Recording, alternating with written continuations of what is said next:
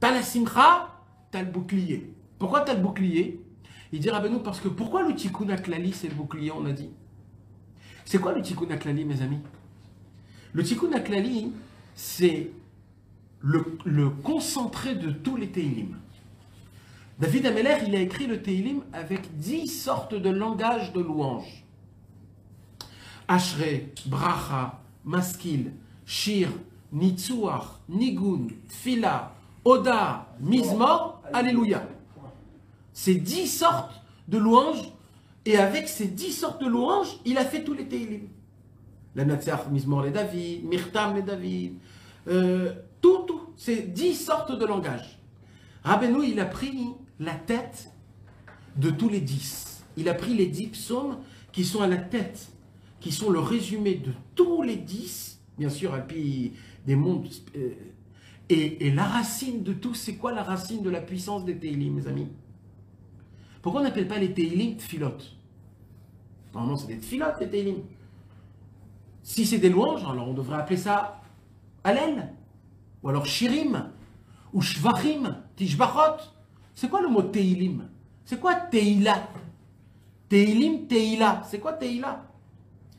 Entre Teila, c'est le même mot que Tefila, sauf le He et le P.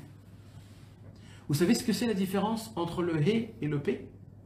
Teilim, Teila, Tefila. Tefila, c'est avec la bouche. P, c'est le P. Et quand tu enlèves le P, tu rajoutes un He au lieu du P, ça devient Teila, c'est-à-dire Teilim. Vous savez ce que c'est Tefila? Tefila, c'est une prière qui passe par le P. C'est quoi le P? C'est la bouche. Mais les Teilim, ça se passe par le He. Vous savez ce que c'est le He? C'est quand tu fais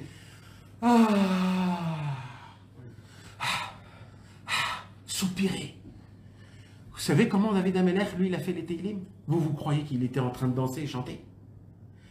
David Ameller, il était en train de soupirer. Il faisait des soupirs à Hachem. Mais quand il faisait des soupirs, de ces soupirs, il faisait des chants.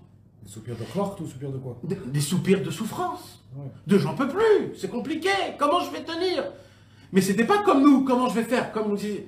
Lui, David Ameller, c'était des soupirs de Hachem, j'espère que cette fois-ci, je suis certain que je vais passer cette épreuve.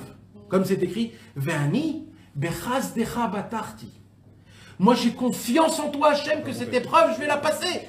Au lieu de dire, Hachem, arrête de m'envoyer des épreuves, je suis fatigué de mes épreuves. Il dit, Hachem, mais cette épreuve, grâce à toi, je vais la passer très vite. J'ai confiance en toi. Il prenait son harpe et il commençait à jouer de l'harpe. Mais en soupirant, c'était un soupir. Les Teilim, c'est plus fort encore. Pourquoi? C'est ça le Inyan des Teilim. Mais le secret des Teilim, c'est quoi? La racine des Teilim, c'est quoi, mes amis? C'est que David Ameller, il a eu cette force de pouvoir prendre un problème. Quand tu te lamentes, tu pleures, tu râles, qui est normal, même David. Mais David Ameller, il ne s'est pas arrêté.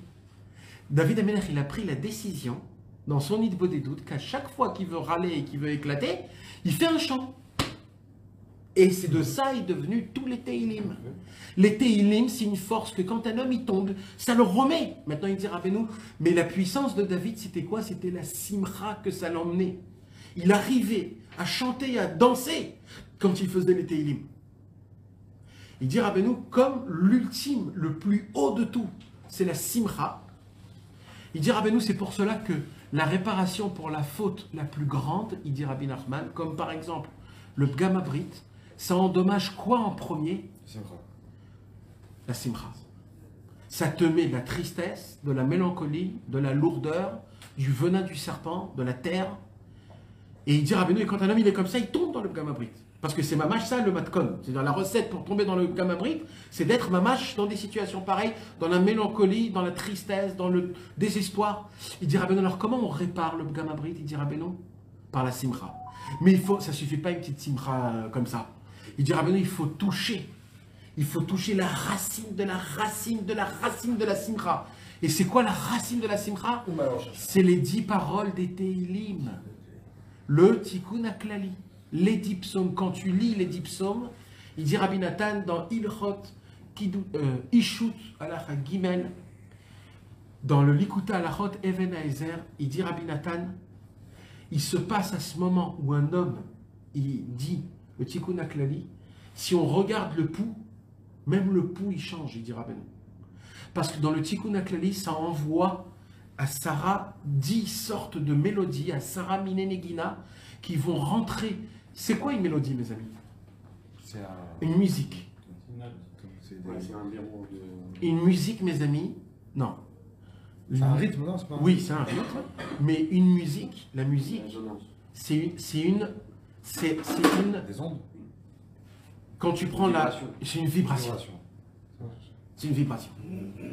Le symbole de la vitalité, c'est les vibrations. Le monde en entier, il bouge. Tout bouge. Même tout bouge. On ne voit pas, mais tout bouge. Le monde, tout le monde en entier, c'est des vibrations. Quand tu parles, tu fais vibrer. Comme ça, il dit Rabbi Nathan, mamash, mamash. C'est une halakha que celui qui étudie cette halakha, il peut perdre, mamash, son libre arbitre. Pas pour toujours, mais il le perd. Rabbi Nathan, il dévoile des secrets qu'il n'y a qu'à peine 15 ans qu'ils ont découvert des secrets pareils. La théorie des cordes. Rabbi Nathan, il dévoile que chaque action qu'un homme y fait, c'est comme si il bouge des cordes. Mais qu'est-ce qui se passe? Plus la corde, elle est tendue, plus la vibration, elle est... Faible. Oui, mais elle est aiguë. Elle est aiguë. C'est quand que c'est tendu? C'est quand tu es tendu, quand tu n'es pas bien. Quand tu fais les choses et tu n'en peux plus, tu as fait plein d'avérotes, tu n'es pas bien, etc. Il dit, Rabbeinu, ne t'inquiète pas, frérot, plus c'est tendu, plus c'est aigu. Quand tu fais ting, ça fait un bruit plus fort. Le petit peu que tu fais, c'est exceptionnel. Par contre, quand la corde elle est moins tendue, la vibration elle est grave, mais elle est plus grande. Ça bouge plus.